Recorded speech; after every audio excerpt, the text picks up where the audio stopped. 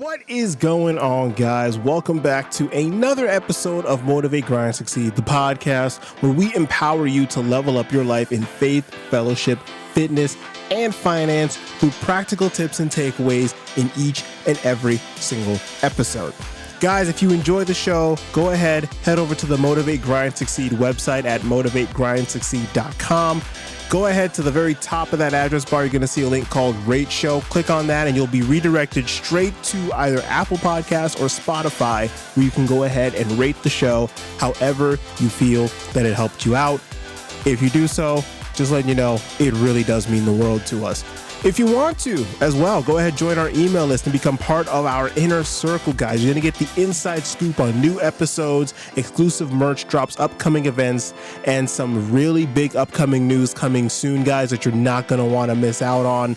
Telling you, you do not want to let that FOMO get the best of you. Sign up and be able to unlock a world of excitement.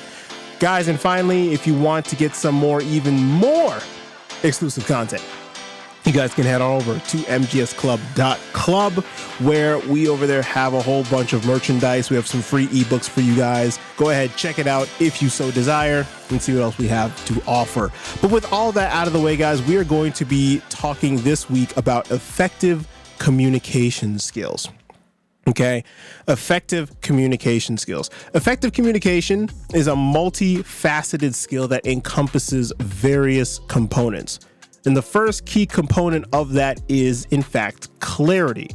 In order to communicate effectively, it is crucial that we express our ideas clearly and concisely. We need to avoid using ambiguous or convoluted language that might confuse our audience members. Because remember, the goal of when we communicate with each other is to ensure that our message is easily understood by other people. So think about this, right? You're at work, you're at school, you're giving a presentation to your boss, your teacher, your peers, whatever. Doesn't matter. Whoever it is you're giving this talk to, the idea of it is that whatever you're delivering on needs to be clear. One tip that I give myself all the time is, am I explaining this in a way that someone who's 5 years old can understand? That is something that I try to keep close to heart when I make these episodes as well. Is this something that somebody between the age of 5 and 7 would be able to understand?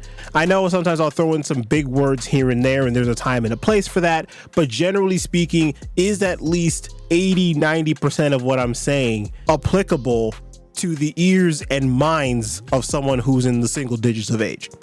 Just keep that as something to think about and something to be wary and knowledgeable of as you're creating your presentations.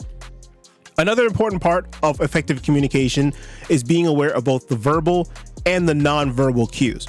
Verbal cues will include things like the words that we choose, our tone of voice, the pace of our speech. You have to pay very close attention to your tone and to your inflection, as it can convey a lot of different emotions and intentions. A good example, let's say you're trying to ask somebody the question, did you mean to do that? I'm going to give you two different inflections here. One is going to be going up at the end, and one is going to be going down at the end. Hear me out. Did you mean to do that? Did you mean to do that? Because of those two different inflections that are there, one of them, when we went up, saying, did you mean to do that? Almost sounds like I expected more from you. It almost sounds like you had higher expectations for the person and you almost felt disappointed. Versus when you go with a downward inflection, did you mean to do that? It's also a level of disappointment, but it's in a way that's more scorning. Okay. When you go up with the inflection, it almost sounds like I'm shocked that you did that, versus a downward inflection is more of a scorn or a disciplinary style. So you'll hear, just simply by conveying that different tonality and the inflection in your voice can convey massive amounts of difference when you're giving a presentation. Nonverbal cues, on the other hand, those refer to body language and facial expressions and gestures and all those kind of things. Basically, if someone's not talking, that's probably a nonverbal cue. These are actually even more audible than actual verbal cues. Well, let me explain what I mean by that. Nonverbal cues make up majority of communication. You could be saying anything you want, and then someone could be crossing their arms, crossing their legs, slouching over, yawning, looking at their watch, checking their phone. They haven't said anything, but yet each one of those actions has shown you that they're probably feeling a certain way about a situation, versus you're talking about something and someone's sitting up straight, giving you straight eye contact, taking notes, maybe leaning forward and with their hand on their chin and just watching you and nodding and then thinking. They're looking like they're pondering thought. They haven't said anything, but yet what they've done with their body language has demonstrated and actually vocalized more than if they actually had said something in the start. Pay attention to your verbal and to your nonverbal cues, because as you're communicating with people, you'll begin to realize, oh, if this person is saying something in a specific tonality, they might be feeling offended, they might be thinking about something a lot, they might be going into pondering, they might be going into thought, they might be trying to question why you're saying what it is that you're saying, just try to find insight. Or if they're nonverbal, let's say the all common one, their feet aren't facing towards you or something like that. That means they're probably not fully into the conversation. If they keep looking off to the side, looking left and right, they're probably not fully into the conversation. Maybe they have anxiety, maybe they just hear a lot of stuff going on, maybe they have ADD. But the point is that they're not fully involved in the conversation at that point in time. So look for those cues and also be cognizant and wary of you giving those cues off in conversation as well. Moving on to the third effective communication skill and tactic here, we're going to talk about the art of active listening. Okay, effective communication is not just about you expressing yourself, but also about actively listening to others. Because when you actively listen to others, you're demonstrating that you value that speaker's thoughts and opinions. Active listening also involves you giving your undivided attention. So kind of what we talked about in that nonverbal cue with the feet facing away, right? It involves your undivided attention. It involves you maintaining a lot of eye contact and showing empathy through nodding or other supportive gestures or things of that nature, right? One technique that I love to use that you guys can for sure steal and copy here that can help you to enhance that active listening capability is by using reflective listening, also kind of known as mirroring. You've probably heard me talk about this in past episodes, but reflective listening / mirroring is doing the following. If someone gives you this long paragraph of information, what you're going to want to do is paraphrase or summarize what that person said. That's reflective listening, because this is showing, not only are you being able to restate the person's thoughts and being able to try to tell them, hey, I heard what you said, it was XYZ, but it also helps you to prevent you from misunderstanding, because then you can say, are you saying, and then you say what they said in a shorter version. If they say yes, then you know you understood correctly. If you say no, the person will then correct you and say, hey, well, no, that's not quite what I meant. What I meant to say more was, and now, but the person at least knows you're listening and you're trying to understand. Either way, it's not really a lose-lose. And then on top of that, use the mirroring tactic, where if what the person is saying doesn't really involve or really require reflective listening, you can use mirroring, which is when you repeat back to them the last sentence or two of what they said, and you can reflectively listen on that mirrored part of the conversation. So instead of reflectively talking about an entire paragraph of what they said, essentially reflect on the last sentence or two. That one's a lot easier for people to start doing, and I actually recommend that to a lot of people. Like when you want to start learning active listening, work on reflective listening on the last two sentences of what the person said, and then work your way backwards from that to then being able to reflective listen on an entire paragraph of what they said. You don't want to just jump in the deep end if you've never done this before and just start trying to paraphrase entire paragraphs, because you're going to burn yourself out mentally because you have not been used to doing that before. So if I had to make a recommendation, I would say start doing the mirroring / reflective listening on the last 2 to 3 sentences of what that individual is saying, and then repeat that back to them. They'll still get the effect that it feels like you're listening, and then from there, work your way backwards from that. So with all that in mind, I know I've thrown a lot of information at you, but we have more to go. So We're going to explore some strategies for expressing ideas clearly and concisely. One effective technique is to organize your thoughts before you speak. That's why when I'm making these episodes, here's a peek into my back end here, I script out my episodes. Not necessarily word for word all the time, but what I like to do is I like to script out the main bullet points and the highlight sentences that I do want to say. So it's kind of a mixture. If you ever see my scripts, you'll see that half of them are usually full sentences because I scripted them in a way that I specifically want to say something a certain way. And then when we get to parts like this, it sounds more ad-libby because these are more bullet points of things that I want to explain. These are things that I want to be able to drive home. These are going to be more personal anecdotes or things that just come off the top of my brain as I'm talking. Like right now, I'm doing ad-lib. Like there is nothing in my script right now that's allowing me to say exactly what it is that I'm saying right now. But because I have the bullet point of just saying ad-lib here with personal anecdotes, that's how I know I have now some creative freedom to be able to do that. But that only comes when I'm able to organize my thoughts with scripting what I want to say before I speak. Now you can use this via a Word document. You can use it via note cards before you give a presentation, however you want to do it.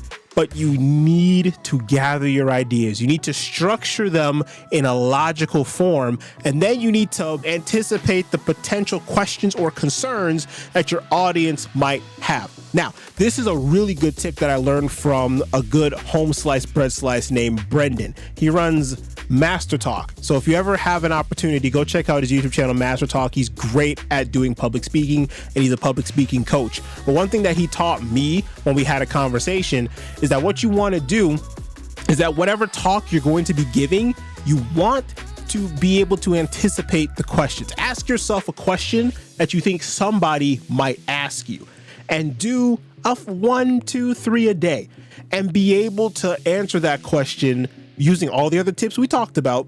Be able to answer it concisely, succinctly, and in a way that potentially a 5, 6, 7, 8, 9-year-old can understand. Let's say we just do one question per day and you have 30 days before your presentation. That's 30 questions you've already answered. How much more prepared do you think you're going to be for that presentation now that you've answered 30 questions that could be potentially asked? Now, this is not to say those exact questions will be asked, but this is to get you more comfortable in the fact that if someone asks you a question, you won't be seen as a deer in headlights, be like, I don't know what the answer is. No, you already know because you've already practiced ahead of time. Second tip that I have, or the second strategy rather, is to adapt your communication style to your audience.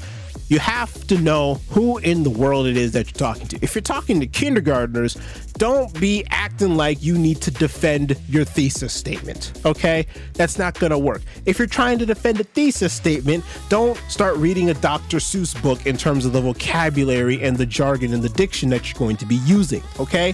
If you're talking to a kindergartner, yes, you're going to want to use simple words that they can process and understand.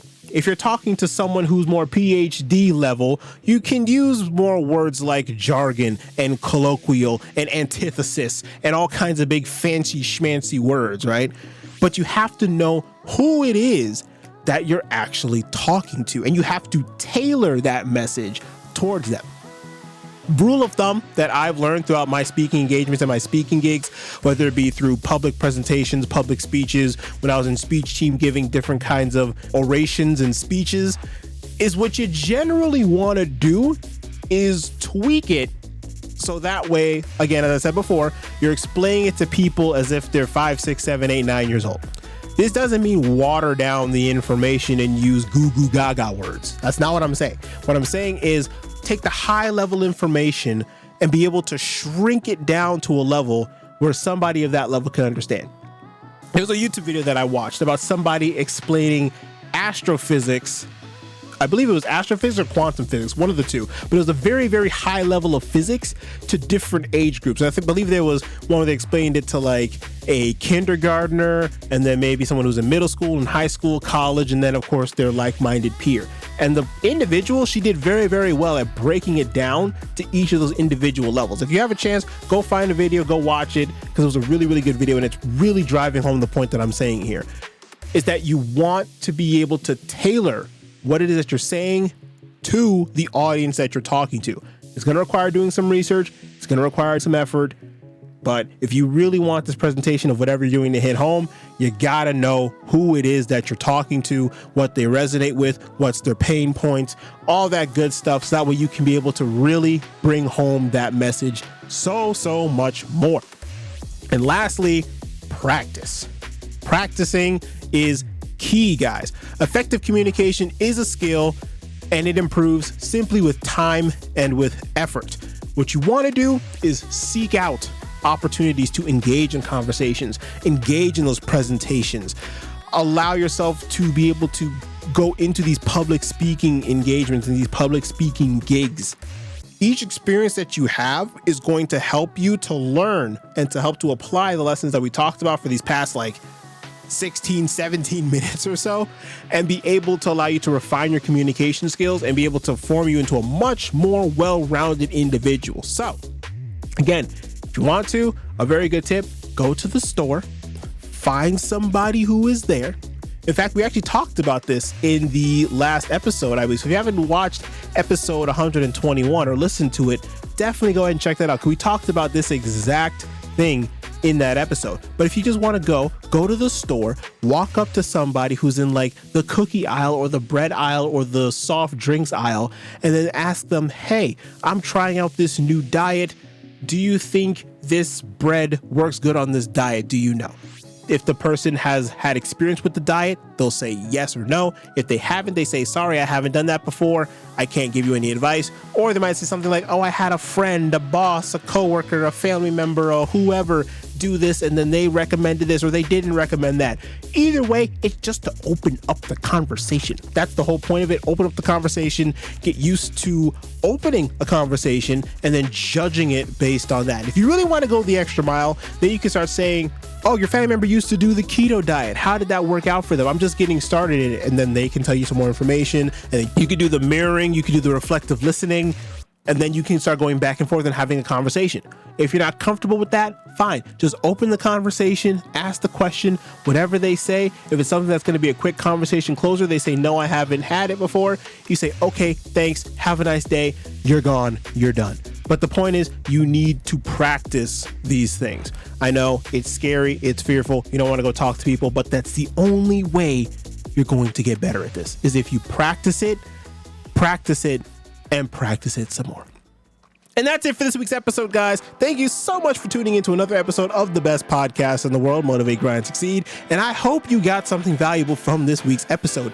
If you enjoyed the show, again, go to the motivategrindsucceed.com website. In the top address bar, you are going to see something that says Rate Show. Go ahead, click on that. It'll give you two buttons. You either rate it on Apple Podcasts or on Spotify, whichever you so desire. Either one works for me, and both of them would mean the world to us. If you want some more behind the scenes content, some exclusive insights, some more information, some more behind the scenes information, maybe even more information than what I gave you on this podcast episode, more examples, more tips that I can't share on this episode because time constraints, join the email list, get part of that inner circle. I send out stuff like this all the time. Promise not to spam me because I hate spam myself. Lastly, if you're passionate about supporting the show, guys, go ahead, check out the mgsclub.club website. That link's going to be down in this episode's description. Go ahead, check that out. We've got ebooks, we've got clothes, we've got all kinds of stuff over there. Go ahead, check that out. Support the show if you so desire. We also have donations there as well. So whatever you guys want to do, there's plenty of spots for you all to go ahead and check out after this episode. All I ask is that you take some action and do one of them. If even just sharing the show, that's fine too. Whatever you guys do, all I ask is that you guys take some action and do something. Definitely incorporate some of the tips that I said in this episode, and I guarantee you, over time, you're going to start to see your communication skills improve. Take care, guys, and I will see you all next time.